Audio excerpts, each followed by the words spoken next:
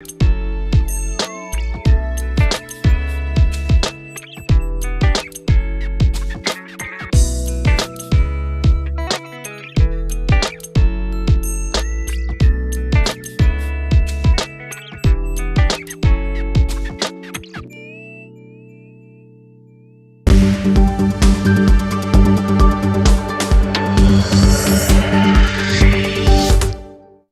afternoon, everyone, and happy Friday. Alyssa Corman, Ed Carson here with a look at the stock market today and the action that we saw this week. We had a strong finish, and the Nasdaq had the weakest gain, up 1%, but a lot of strength out there, especially on the heels of an interesting day on Thursday. And we're also going to take a look underneath the surface at some interesting movers. Ed, what do you have for us? Yeah, Allie, we're going to take a look at AMD, Ford, and Zscaler, which all had nice pullbacks and rebounds like the market itself. Yeah, well, let's dig right in and take a look at the Nasdaq here on Think or Swim. The Nasdaq finishing up 1% on Friday, while the S&P was up 1.1%, the Dow up 1.3%, and the Russell 2000 up some 2%. So Ed, was this just a one-day shakeout, and now we're just going right back higher now? It sort of feels like it. It felt like it was like, a 2-hour pullback. And you can see that this was a down day, and we had a significant loss of like 0.7, 0.8, but we closed so high in the range, it shows on the candlestick as, as a blue bar. So sort of came close to testing the 21-day, but for hardly any time. Here we are. I think it's a record close for the Nasdaq, record close for the Dow, all-time high for the S&P 500. It's not much of a shakeout. There is some buying opportunities, but I think the only concern is that the market, is doing almost too well, especially on the Nasdaq. The Nasdaq is close to extended, and you can argue that the Nasdaq 100, which includes the biggest names in the Nasdaq, that actually is a little bit, but so far so good. Right. Earlier in the week, we were saying how the Nasdaq was starting to get extended. We wouldn't be surprised to see some sort of pullback. And when you're getting extended in the market, that's when you need to be a little bit cautious in terms of maybe locking in some profits, eliminating stocks in your portfolio that you don't have big profit cushions on. And then when you see reversals in the market, it seems like you're able to approach that from a little bit more of a position of strength, perhaps. Yeah, you can take a little bit advantage of that. It's not always easy to buy on pullbacks because, when the market is going straight down and barely off lows, it can seem scary. They always look good in hindsight. I mean, anybody, most of the pullbacks on Thursday are doing well because the market did, but if the market had rolled over, not so much. So the reversals, the positive reversals, definitely looking strong right now so far.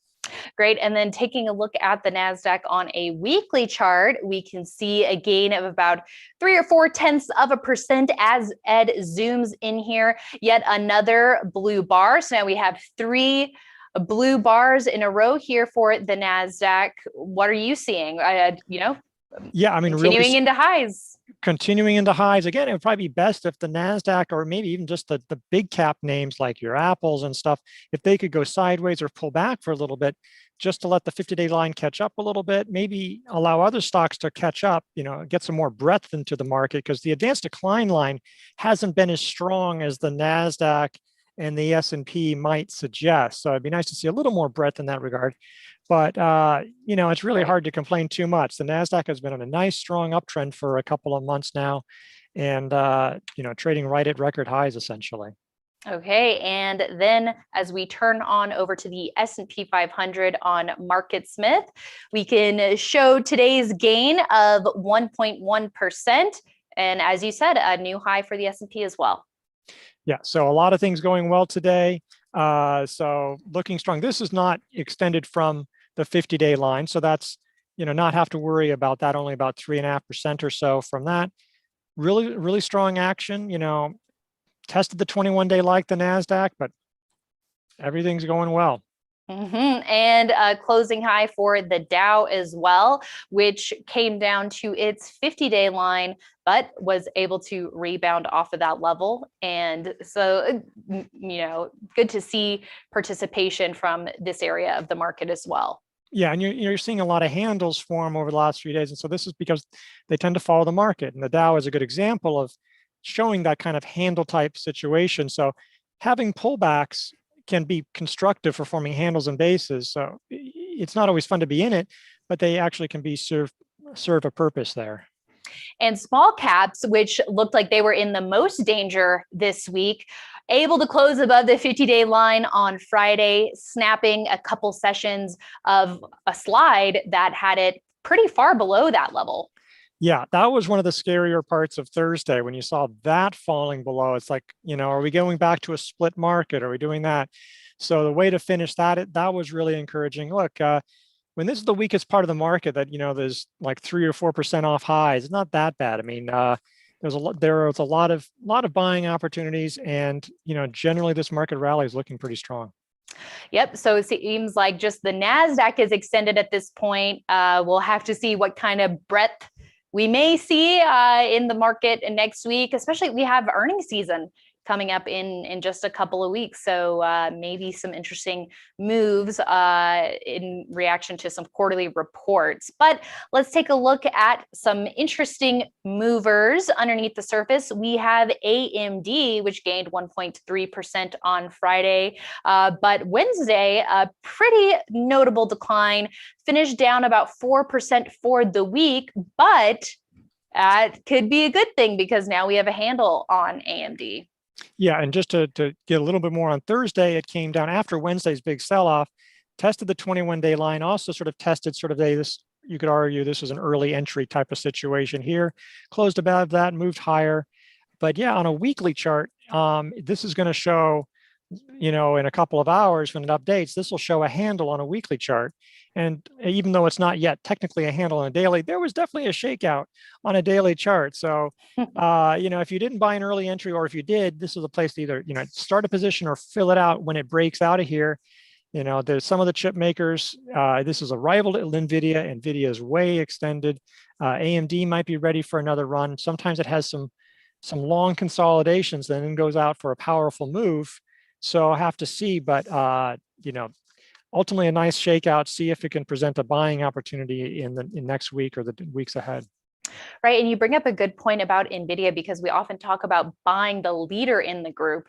NVIDIA is extended, so would you want to get some AMD in your portfolio if you happen to miss NVIDIA, or wait for another setup, hope for another setup in NVIDIA at some point?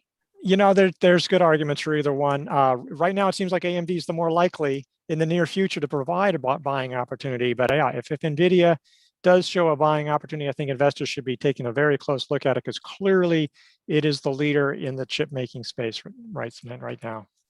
And in automakers, we've been paying a very close attention to the action of Ford and GM this year. And Ford is looking like it is technically stronger than GM at this point, with a bounce off of its 50-day line, up 3% on Friday. But yesterday's test of the 50-day came awfully close to a round trip for the stock's breakout that came in May. Honestly, anybody who bought, especially at the breakout for Ford here, probably would have needed to sell like maybe early this week as it was breaking through, as it coming close to a round trip, because you really don't want to have that happen. But this is also a natural area of support. So, with the rebound, you didn't know if it was going to hold, especially at Thursday's low. You didn't know. We might just have kept going. But because we did rebound, it can become a buying opportunity. Sometimes buy and sell signals can come pretty close to each other. I mean, because it's a test, and Ford has passed this test. You could have bought off of this 50-day line. You could have still done it. I think you could argue that, maybe here getting above the 21-day line, or, a trend line would provide a buying opportunity for Ford as well. That'd be another way to play it. One thing is interesting is that auto manufacturers group, you look at this, oh my goodness, this is the worst group. Why would anybody want to buy from the worst group? Aren't you supposed to buy from leading groups? But In this case, this group ranking, I think, is not really accurate. It's skewed. Yeah, it's a price weighted. These indexes are price weighted, and Tesla, which actually is not doing that badly, but it's well off its highs, but its price is so much higher than all these others that its negative, trading in 2021 is overwhelming what's good about Ford, about GM, VW, Stellantis. So, Tesla and the China EV makers are trying to bounce back, but because they're down so much in 2021, it's weighing on it. But this group is actually doing pretty well. Right. And another trick with Ford that may have thrown investors for a loop is the fact that it did trigger the 8-week hold rule. It ran up 20% in a very quick period after the breakout. But this is where you have to, take a step back and maybe look at some of the other rules at play here, like not round tripping a double-digit gain, and maybe reserving that 8-week hold rule for the very best elite stocks. Yeah, and some of the people I've talked to, like, are even more familiar with Bill O'Neill's thinking directly, have talked about, well, actually, maybe what you want to do is like early in a rally, like when a rally is just getting going, having these big, powerful moves early on. Man, the rally might go on for several months, and this is an early leader. You want to see it go. This is not the early stages of a rally. I mean, depending on what it's, or at least certainly not that secular one that we had maybe in, say, March or, in April of 2020. So it's a little bit different environment, but yeah, never want to see a double-digit gain turn into a loss. Right. And let's check in on a software sector name, Zscaler, ticker ZS, closing up about 0.3% on Friday, but for the week, up 6%, clearing a cup with handle buy point, Ed. So the security software group continuing to see strength with this renewed focus on the software sector in recent weeks. Yeah, this was a much tamer pullback. See, some of these other ones were like, sorry, but if you bought on the breakout, either from, as it broke above here or actually above really the official buy point, even then it came down, but quickly rebounded off the 10-day line, closed back above the buy point. So it was just solid action, but sometimes that's fine. It's, you could have, it would have been easy to hold and easy to add on to it. While the candle is not showing up on the daily, there was on the weekly. And on a daily, it was a pretty good shakeout. The reason why you want to handle is you want to see a shakeout. You want to see weak holders shaken out.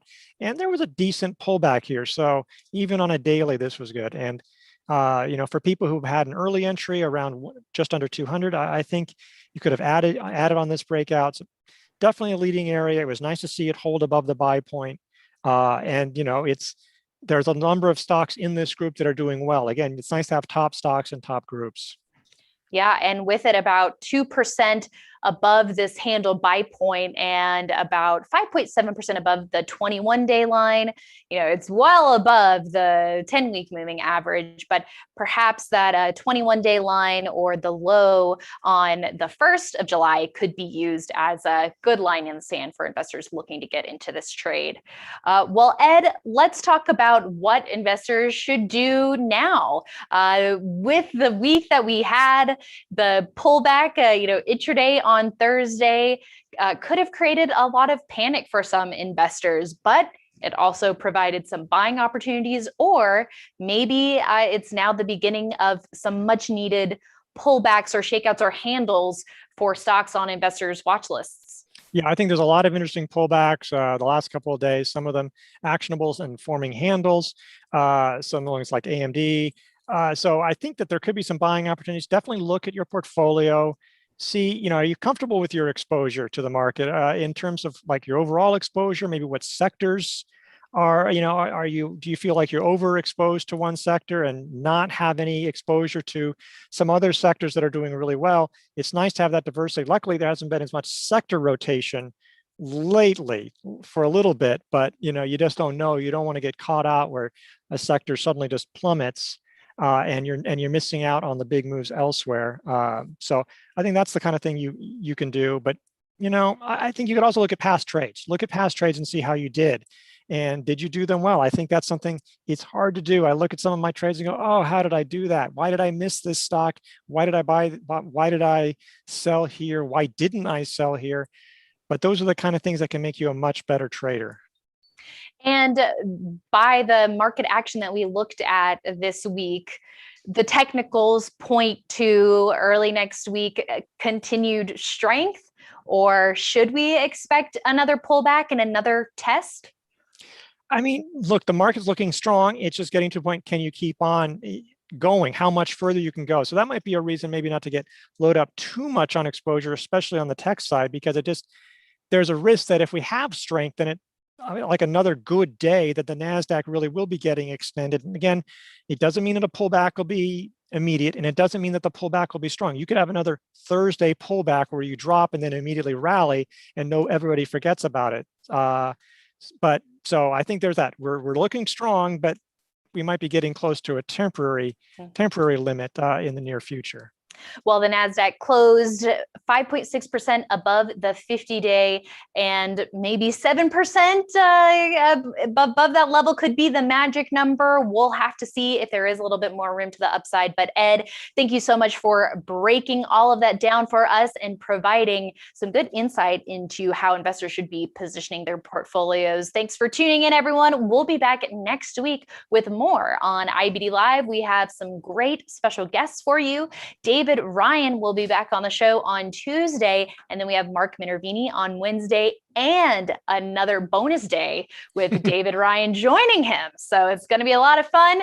Investors.com/IBD Live. Ed, there's always something to talk about on IBD Live, and we're just going unscripted for 90 minutes. It's a lot of fun, and I think we get a lot of information packed in there. Yeah, a lot of information, a lot of great look at the market and leading stocks and unfolding it as it happens. I think we all learn a lot too. I hope everybody enjoys it. Boy, I'm just going to try to be soaking in the knowledge on Wednesday for sure. All right. We hope you join us, and we'll see you there. Have a great weekend.